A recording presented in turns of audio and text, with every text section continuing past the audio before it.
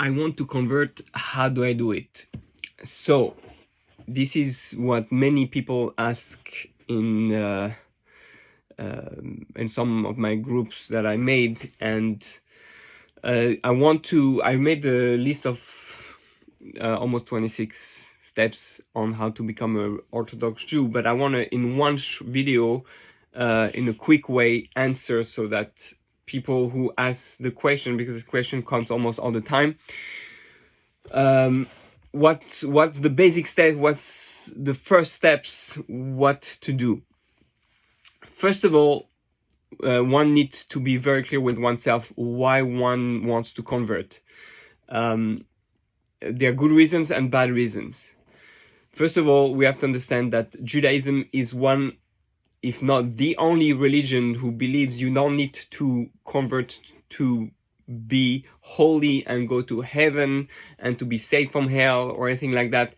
You don't have to be Jewish. You don't have to be like us. You can be yourself. You can be the best of who you are, and you will have, as just like a Jew, you will be in heaven and rejoice in God's presence. So that's good news. There's no that's why we don't force conversion, and it doesn't make sense to have everybody being the same, because everything is about being an individual and being the best of who you are.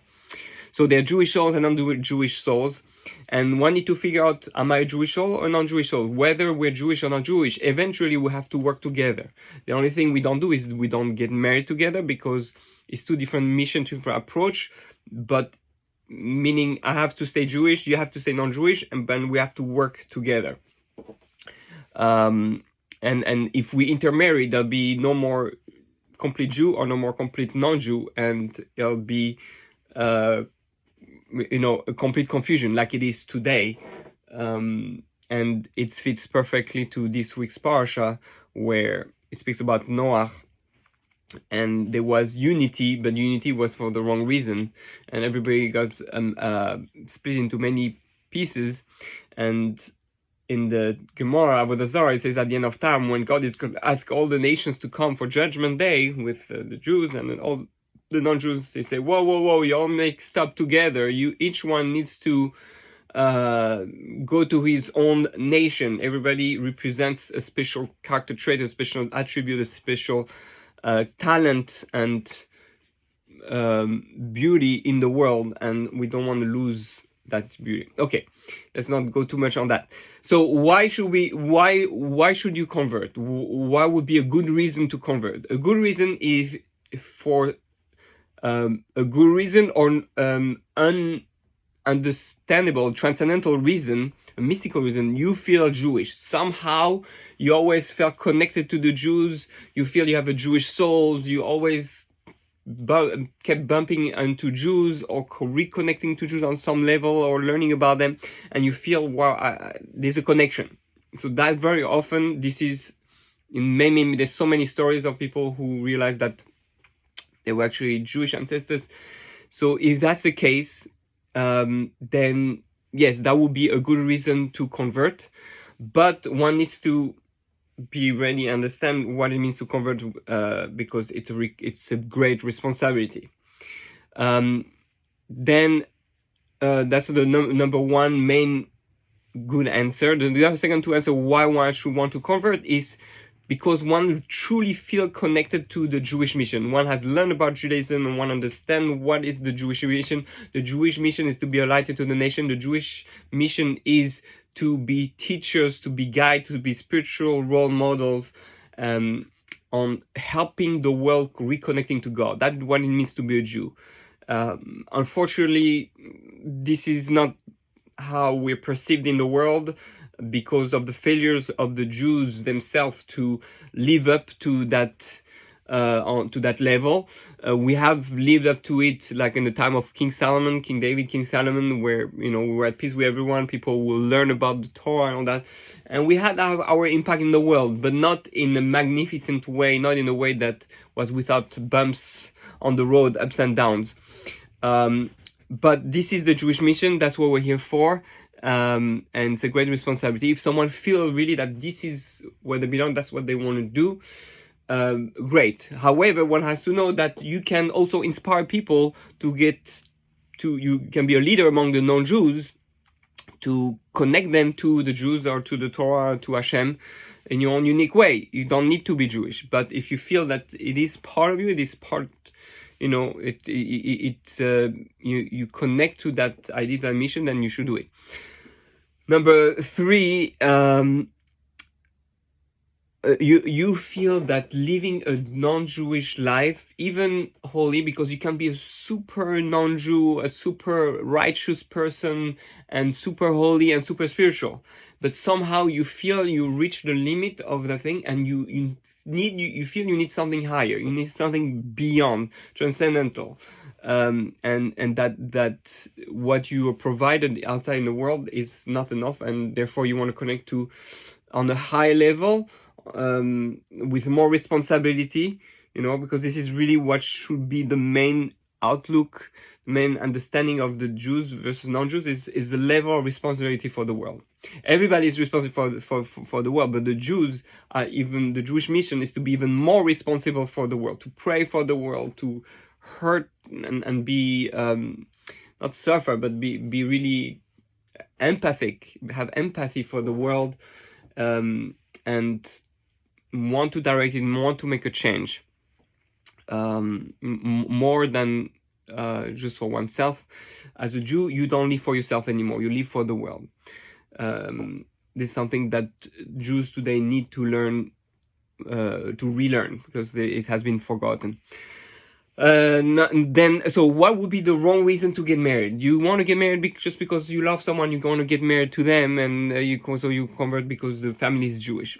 Okay, this happens very often, but one is lying to oneself. It's not pure, and it's going to be counterproductive. There are times where, yes, one loves the person, and eventually, actually, truly, it's hidden in the soul, and really, the person really is Jewish deep in the root, and finally they embrace the Jewish religion, and they understand what it is, and they love it, and they're true Jews. But again, it's a dangerous place, because converting for love is not conversion. It's just easy path to get the love you want and fit in. One will be miserable eventually. It's just, why need to convert? And as the other person just should disconnect from his religion and just not marry someone who will convert for the wrong reasons. Anyway, but everything should be discussed. Every case is different. There's no general rule, but one should speak to a rabbi. Then some people want to convert because it's cool. It's cool to be Jewish, whatever, they like the black hat, or they like the black and white uniform. They like, the dancing, the Shabbat. Oh, Shabbat, the Sabbath day. It's so holy. It's so beautiful. Yeah, okay, it's beautiful. It's holy. It's cool. You like it because of the culture. Oh, I like every Jew is connected to all over the world. If they go there for Shabbos, they have a place to stay, even though they never met the another Jew, because it's like one big family. They like the structure. They like the culture Jew.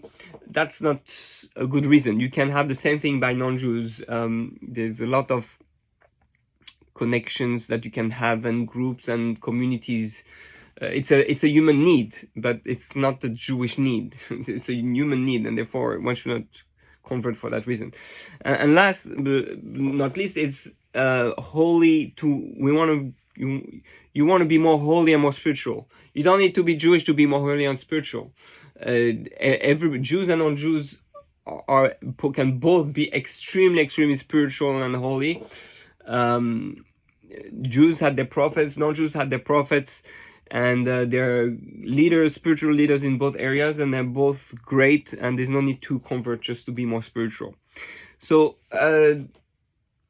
obviously one has to be careful to find the holy spiritual roots, heritage, because there's some dark magic out there.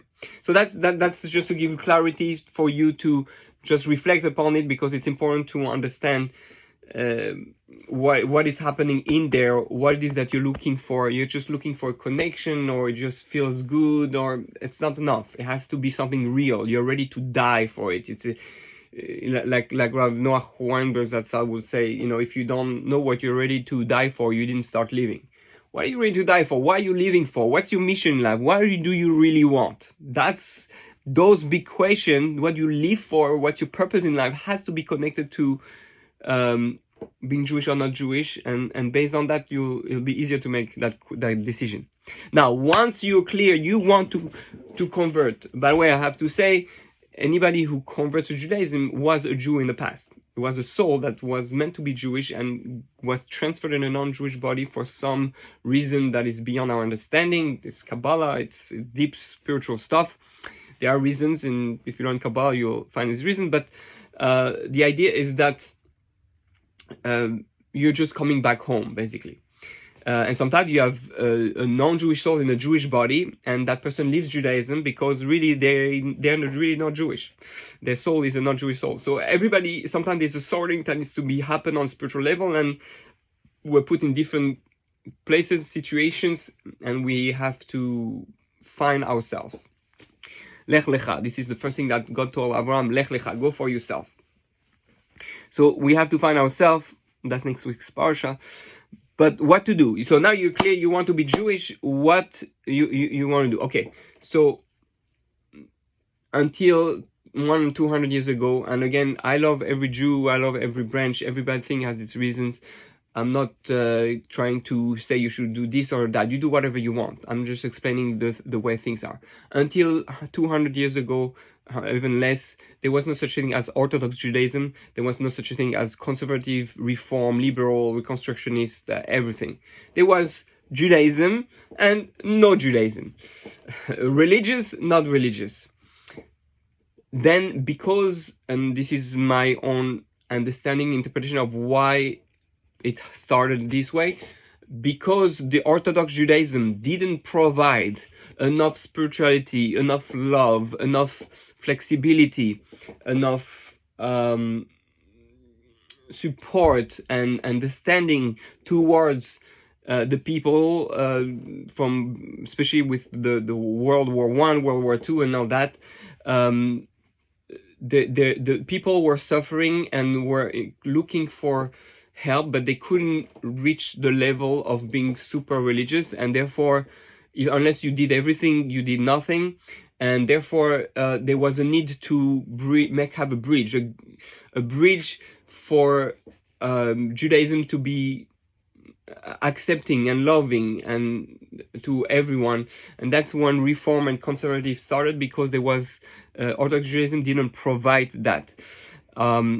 However, in my personal opinion, although I love every Reform Jew, I love every conservative Jew, there is a lot of things missing, and I can personally not say that converting to Reform or conservative will be the ideal. Sometimes it's a stepping stone. Sometimes it helps to go into a world and then go to Orthodox conversion. But if one really feels Jewish, if one really wants to connect to the true essence of the Torah, to the depth, to all what the Torah has been for the past 3,500 years since Mount Sinai, you want to know what we got at Mount Sinai? This is Orthodox Judaism. If you are not going to find it fully in conservative and Reform Judaism, you might find more love, more softness, more liberty, but you're going to be missing on a lot.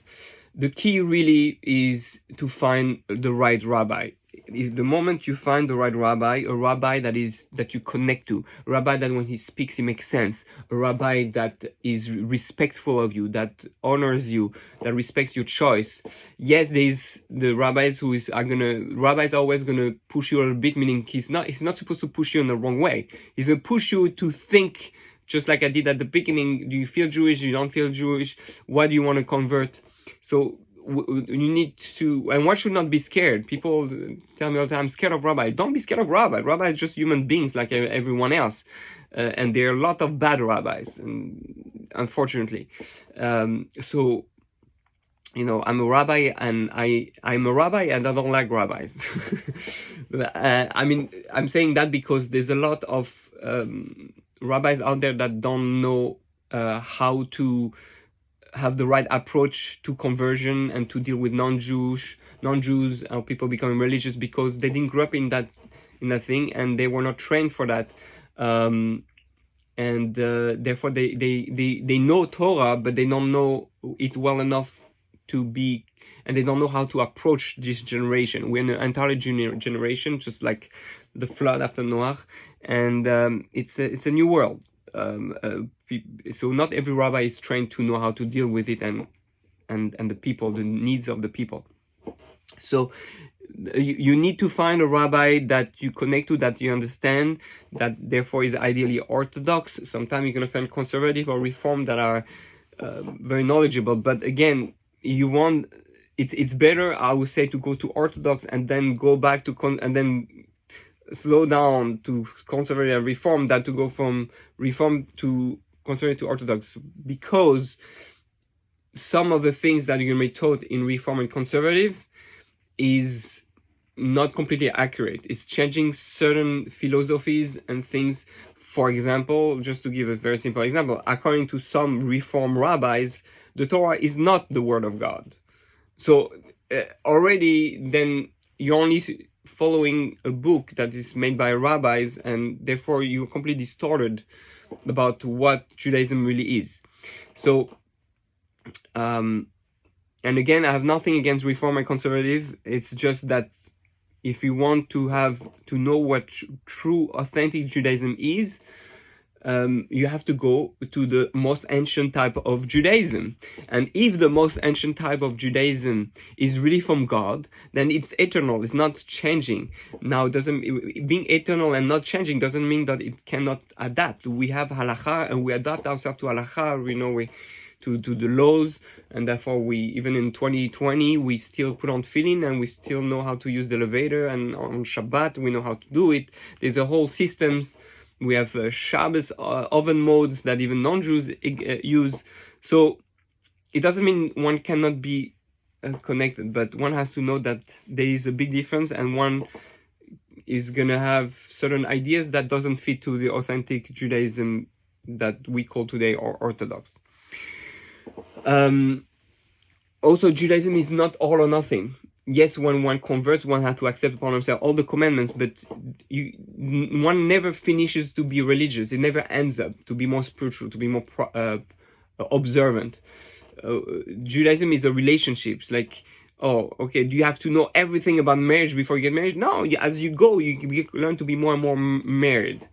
A better spouse. This is Judaism. You become a better spouse to God, a better partner to God.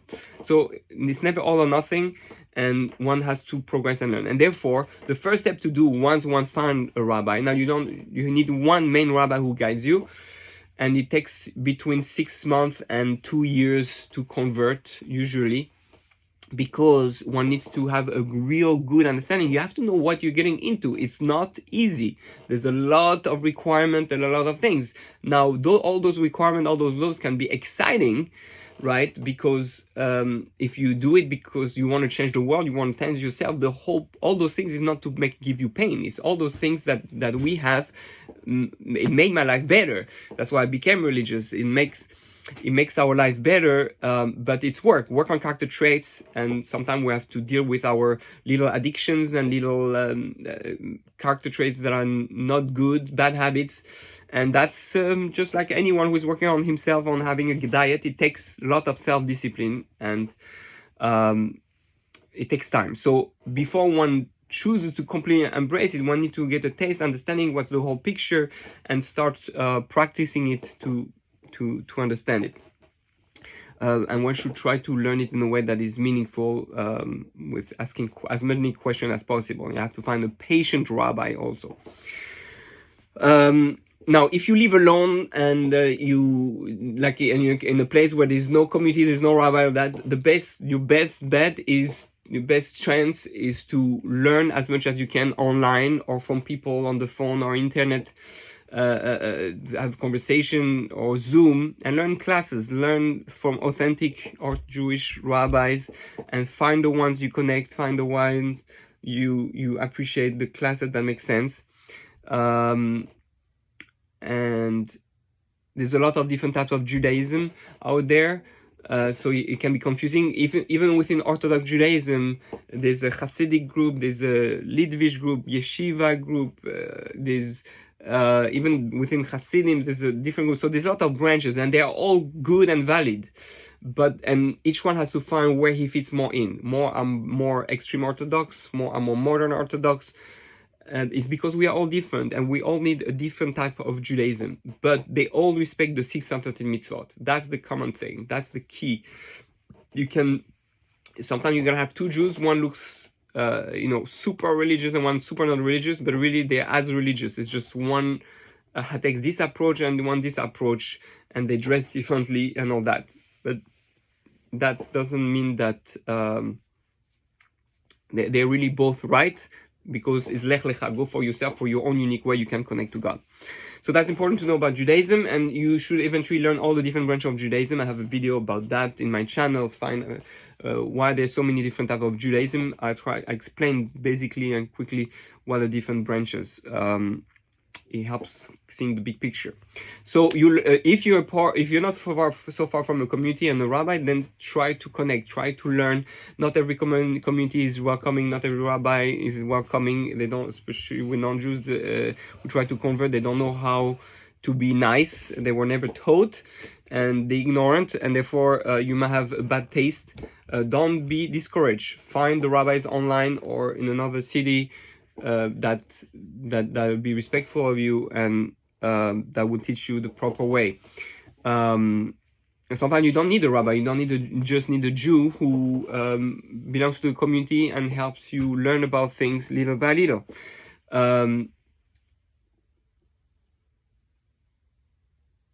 Also, Jewish court, very important. Once you are serious about that, once you have learned a little bit and you feel like, yeah, that's really for me, and you want to start the process, besides finding a rabbi, you need to find a Jewish court. Not every Jewish court is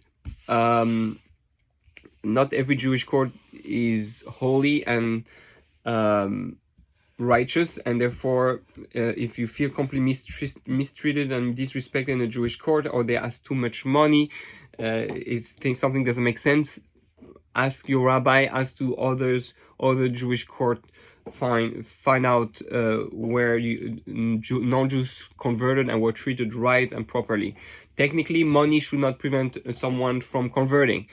The main reason there's money for converting is usually because there's a court, and the rabbi work at the court, and therefore for their time and all the papers and everything that needs to be done, we give some money as as a support to be able to, so that can spend time taking care of us. But money should not prevent, if someone has a money problem and you're prevented from converting because of money, that's not the righteous court. You should do an appeal to rabbis or other courts and explain your problem, or explain to the court that you don't have that much money, and find out where you can convert for cheaper. Usually it shouldn't be more than, they're different prices, but the court should usually never be, for the whole conversion, shouldn't be more than $1,000 or $2,000 max. It shouldn't be more than that for the whole thing. So then you find rabbis who teach you about Judaism for free. Torah should not be charged. And there's a lot of free things online. Sometimes if it's more of a one-on-one type of thing, even though the rabbi shouldn't ask for the money, sometimes they ask because they live from that. If they're not paid, they won't be able to teach you. So you pay for their time, not for the Torah. The Torah is given by God, and God didn't charge. So too, we should not charge for Torah. But the giving a donation, people who learn from others should support and give donation, because people who are truly honest and want to share and teach and have those qualities should be supported. It's one of the commandment to support Torah scholars so they can teach others.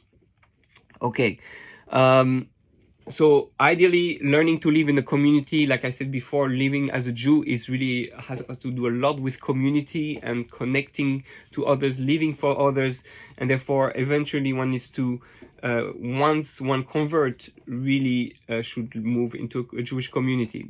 Now it's hard to find communities that are all accepting. Again, the narrow-minded communities, open-minded community, like any other religions or any other communities in the world. There are communities who are very accepting of non-Jewish people who become Jewish. Some not. So you have to find where, ask around to other converts, or find online, ask the rabbis, to visit the community, spend the Shabbos there, see how you feel about it. People look at you, stare at you, or people are welcoming. There's all types of communities out there. Never be discouraged. So how do you learn more about Judaism? So we say online, there's different websites. There's aish.com, aish.com, there's chabad.org. There is Sefaria is a great, Sefaria.org is a great resource for all the books, authentic Jewish books. So there's a lot of websites. Judaism, Jews for Judaism also is very good. There's a lot of sites. Just make sure you don't fall in the wrong type of site, because sometimes it's all mixed up, it's confusing. In terms of books, everybody should read Derech Hashem, The Way of God, from the Ramchal, and the Misat Yesharim, also from the Ramchal. The Ramchal stands from Rabbi Moshe Chaim Luzzatto. The Way of God, Derech Hashem in Hebrew, and The Path of the Just, from also the same rabbi, the rabbi that lived 300 years ago, and he basically shows you the structure, how to serve God, how to be holy, and what Judaism is from God's perspective and from the Jewish perspective, the man's perspective. Those two books goes hand in hand, and once you understand those two books, you understand Judaism better than most Jews in the world. Obviously, some of those things written in there are deep and hard to understand, and feel free to ask a rabbi. And there's a lot of classes about those books also online, and you can find a lot of explanation. Then the second thing I would tell you to do is to read the Torah. Take the Torah. One of the best is to buy the Art Scroll Mesorah. This is the publisher, Art Scroll Mesorah, and it's a big blue book. It has the 5 books of Moses in it. It's called the Torah. That's the Old Testament, and read it. It's a great translation. It's not the only publisher, but it's one that I like the most, because I think the explanation gives explanation on almost everything that is really hard to understand, and gives the basic idea of everything. Buy it, read it in English. It's a good translation. It exists in Spanish also, and French. I don't know if in other language, Russian probably. So those are. You have to read the Old Testament, and read it from cover to cover.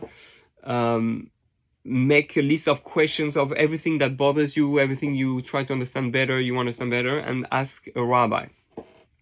You can always ask me. I love questions.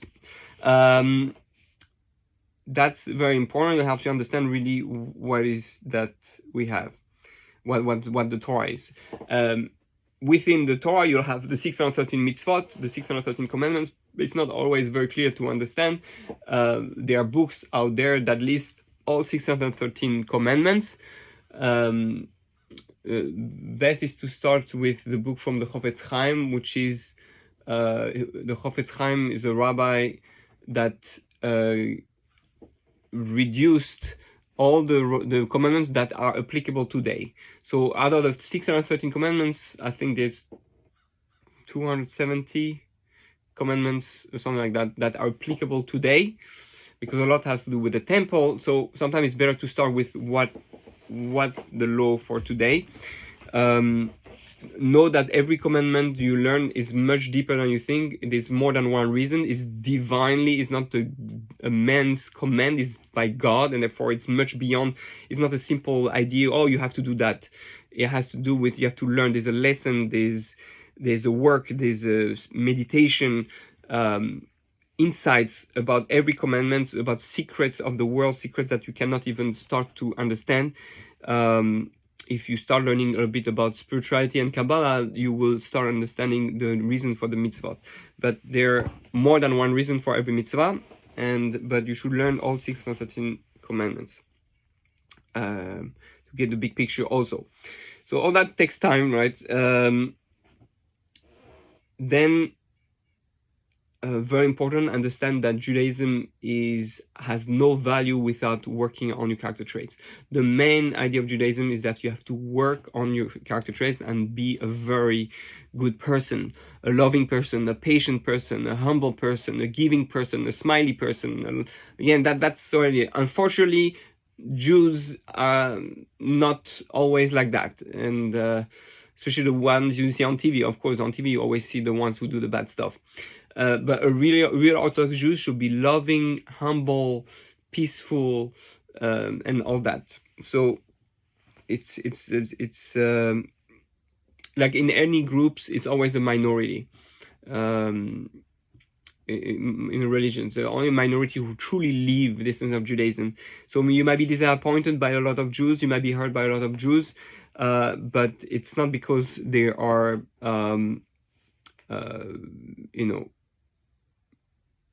meaning those people are not truly religious. Or they look religious on the outside, they appear Orthodox, they appear, spiritual or holy, or because of the way they dress or the way they shake or move. Don't get trapped by the beard or the amount of knowledge. This has no value.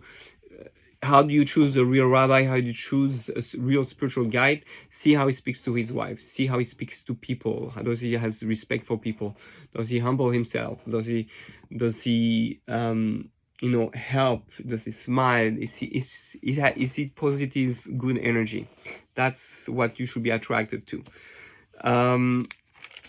And the last thing I would say is, to conclude, is once you have done all that, yeah, you're kind of ready to go to with the court. You don't wait to go to the court after 2 years. You start earlier. Once you have a sponsor rabbi, a rabbi who is willing to teach you, or you feel someone who can guide you and teach you, then that's and you clear what you want. Then you go and look for a court based in Jewish court and you have a first appointment and tell you, okay, they give you a list of things to learn also, and it will prepare you to they will tell you more things to prepare. Finally, you have to know that you are not always going to be, like I said before, once you convert and you're Orthodox and Jewish, whatever, you're Jewish, religious Jew, you are not necessarily going to be accepted everywhere, because, like I said before, communities depends. Once they hear convert, they come from, it was a non-Jew who became Jewish, they don't always understand, and a lot of people are narrow-minded or live in a bubble, and therefore they might not know how to treat you respectfully. But know that if you are a Jewish convert, you're no less Jewish than any born Jewish from birth. You're even more Jewish than a Jew from birth, because a Jew from birth, he never chose, he just happened to him. A non-Jew who converts becomes even more Jewish because he chose it himself. This is what God wants. That's why God didn't make us Jewish from the beginning, so to speak. Jewish means I choose to marry God, and it's not a forced marriage. That's why we have free choice. Again, at the beginning there was never supposed to be Jews and non-Jews. It should be just one big world where there's a relation with God. But we lost that, and the Jewish responsibility to show that we can still have that relation with God on a very high level, whether you're Jewish or not. So this is the goal. The goal is to fall in love with God and understand that God loves you more than anyone else in the world, and you should be proud to be a convert. You're honorable. It says that you are higher than the priest in the temple. So it's a very high position.